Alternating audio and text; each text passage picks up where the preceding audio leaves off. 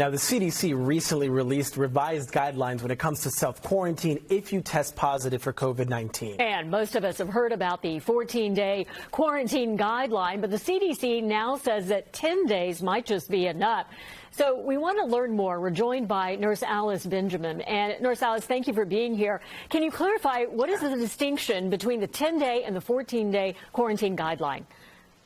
Well, I want to reassure everyone, so if you're feeling confused, it's okay. Because, so much is changing. The science, the numbers, we're updating things as we're learning new information. But both numbers are very important. So if you are someone who has come in contact with someone who has COVID-19, perhaps it's hindsight, maybe a coworker had COVID-19, you find out today, we're asking you to quarantine yourself for 14 days. And the reason being is because the incubation period for coronavirus is anywhere from 2 to 14 days. That's a time period in which the infection is developing, the virus is replicating itself, and that's when you are contagious. So that 14-day is very important to know, especially if you don't know your status and you've not been tested. The 10-day is that number is for people who have tested positive and may or may not have symptoms.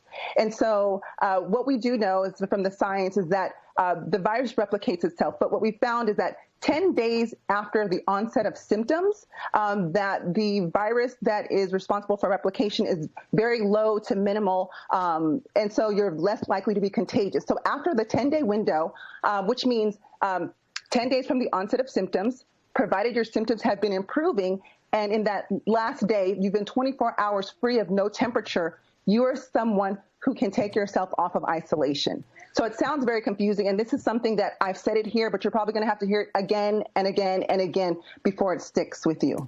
Well, thank you for clarifying. There's a very important distinction there. We want to talk about testing. We know a lot of people are concerned about the time between them actually getting the test and then when they get the results. In some cases, it's 5 to 6 to 7 days. And in some cases, some people aren't even getting their results. Is there any progress that you're seeing being made in kind of closing that gap?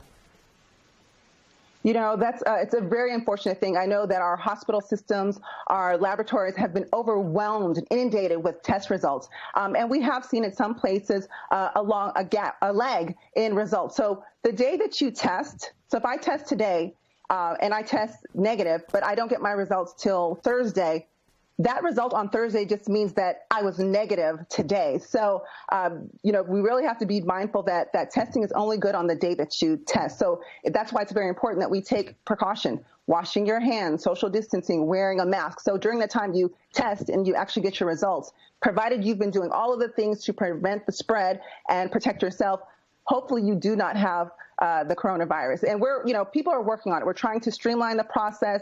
I know people have said, I've not gotten my test results. What do I do? So we have your test number. Okay, in case so that you missed that, when you want to get results, you know that. You were saying take a picture of the number of your test when you go through the line or what have you, and then later you can reference that. Absolutely. That's going to be very key because, unfortunately, if things are lost in the lab, hopefully they're not, or maybe they're delayed or misplaced. But if you have the reference number of your specific test kit, then it'll be easier for them to go through the system to look for your test kit. So I tell people that all the time. I assist at a COVID testing site at Charles River University, and every once in a while we have someone come back to say, I haven't got my test results, but with that test number, they're able to call the laboratory and eventually track down their results. All right. We want to thank you for everything you're doing, all the hard work and taking time out to talk to us as well. Thank you so much.